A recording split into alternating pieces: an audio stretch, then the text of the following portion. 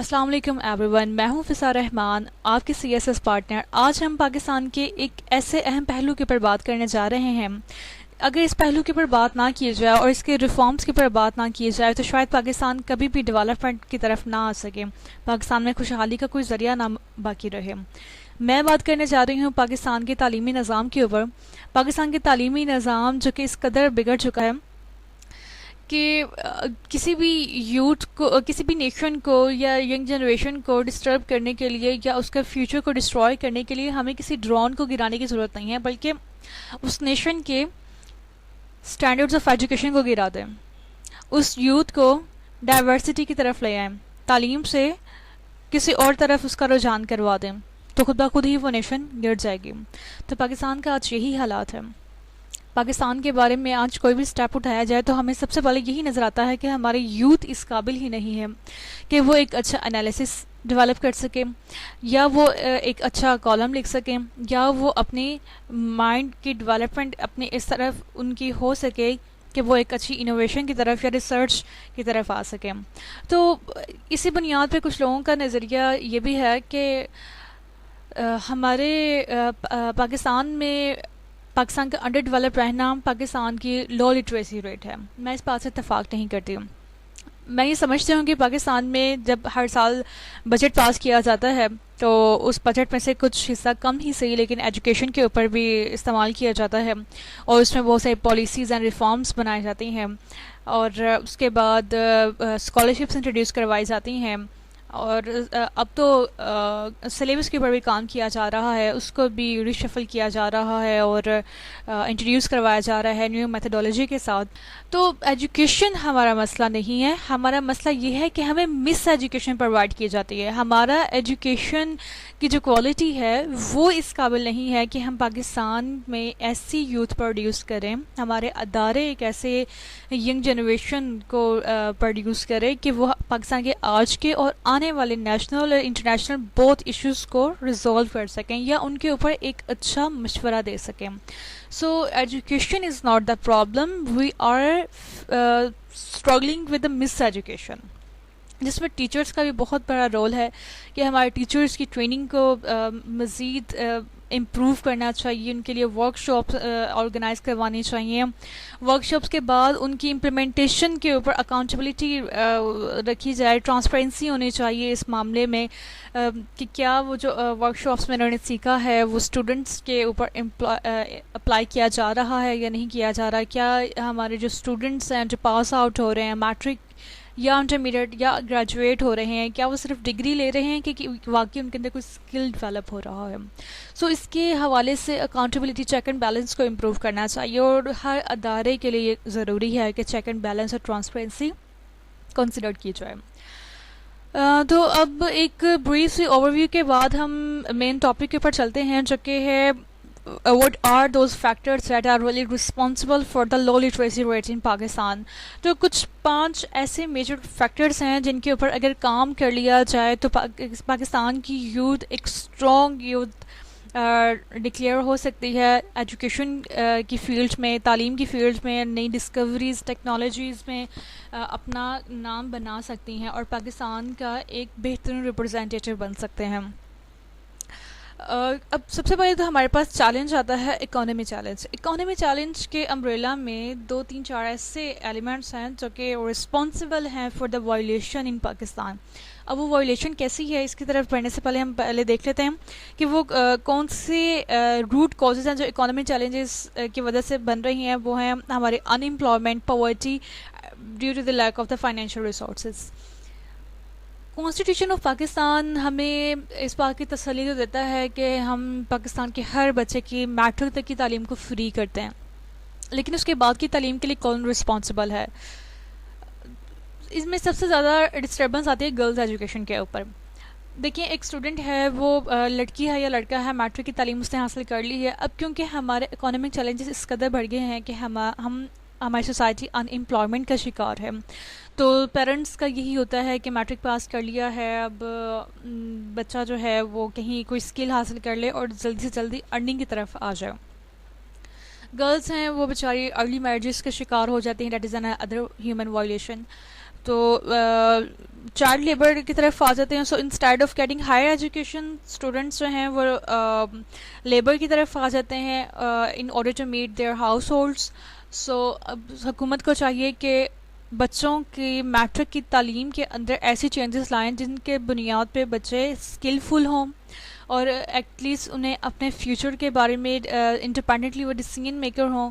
اور ٹیکنالوجی کا جیسے دور ہے تو بچوں کو میٹرک کی تعلیم تک 8 کلاس سے لے کے 10th کلاس تک کوئی نہ کوئی ایسا اسکل ضرور سکھا دینا چاہیے تاکہ وہ ایک اچھے فری لانسر بن جائیں اور وہ گھر بیٹھے ہی اپنی تعلیم بھی سٹارٹ کر سکتے ہیں اور ارننگ بھی کر سکتے ہیں.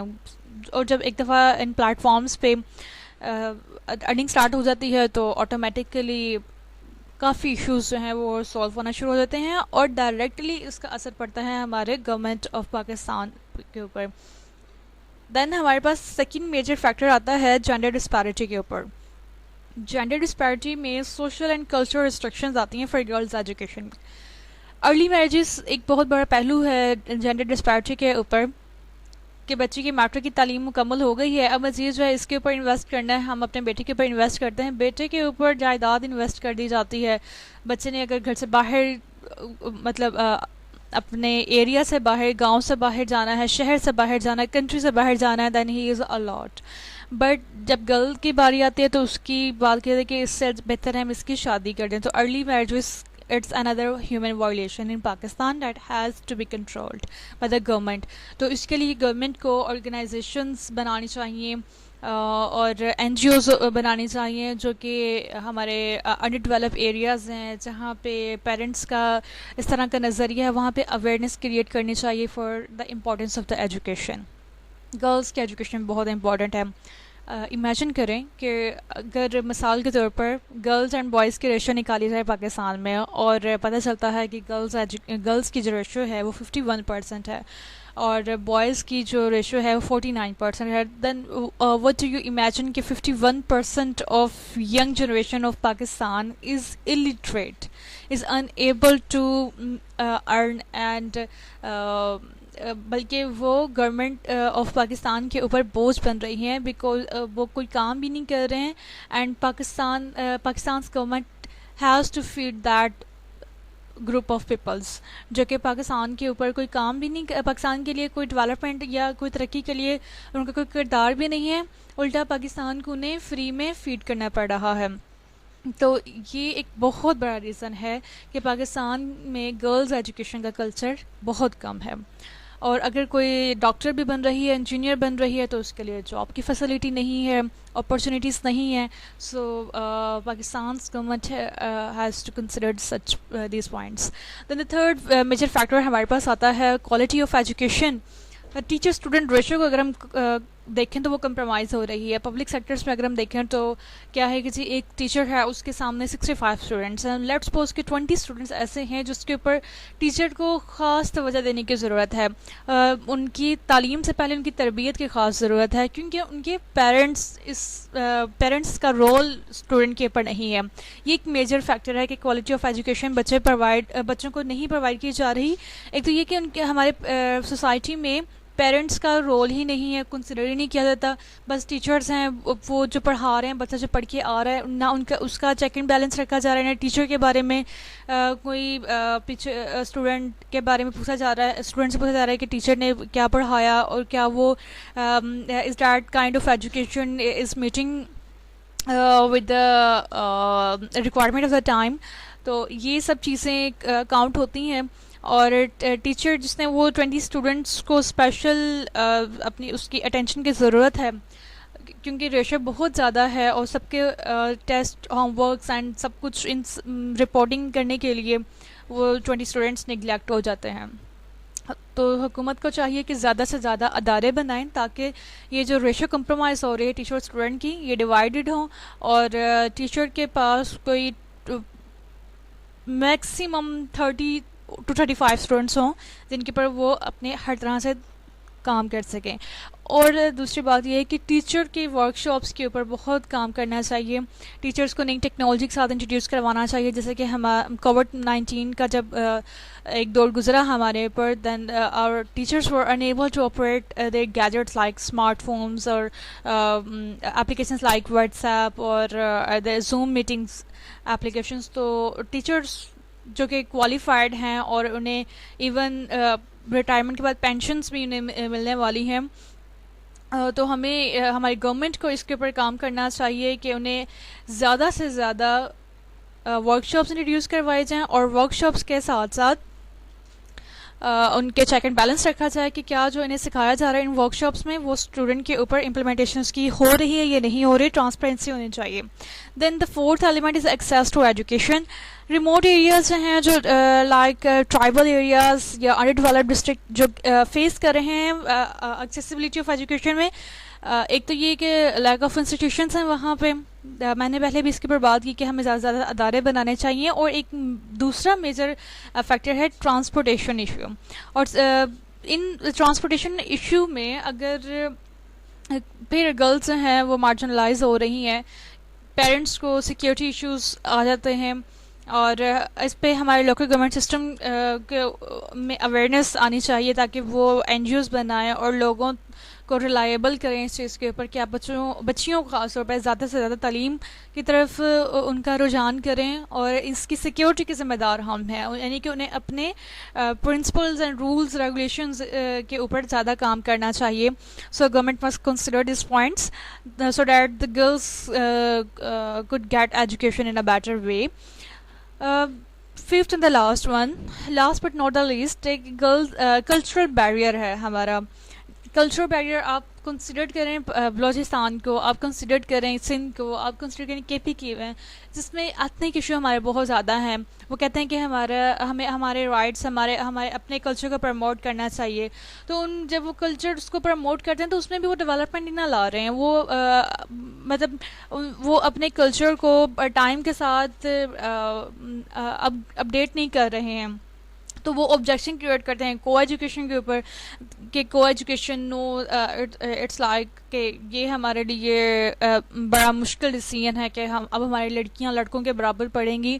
تو انہیں اویئرنیس کریٹ کرنی چاہیے, انہیں امپورٹنس بتانی چاہیے, ان کے مائنڈ ڈیولپمنٹ کرنی چاہیے, برین واش کرنے چاہیے تاکہ یہ کنزرویٹیوز ہیں وہ ختم ہو جائیں. دین ہمارے پاس لینگویج بیریئر آ جاتا ہے جو کہ ایک بالکل کی فیکٹر ہے that is responsible for the low literacy rate in Pakistan. So government کو چاہیے کہ سسٹینیبل انویسٹمنٹ کرے انفراسٹرکچر کے اوپر, کیونکہ it's very true that classroom decides the future of the nation.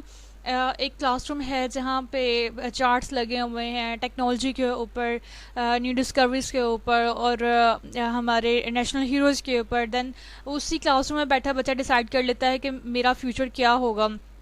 Plato نے بھی اسی کے اوپر ریمارکس دیے ہیں. وہ کہتے ہیں کہ جی جہاں سے ہم تعلیم حاصل کرتے ہیں وہیں پہ ہم اپنا فیوچر ڈیسائیڈ کر لیتے ہیں. تو انفراسٹرکچر ہمارا بہتر ہوگا, ہمارے ٹیچرز امپرووڈ ہوں گے, ویل ایجوکیٹڈ ہوں گے, تو ہم آٹومیٹیکلی ایک اچھی نیشن کا ایک ویو دیکھ سکتے ہیں.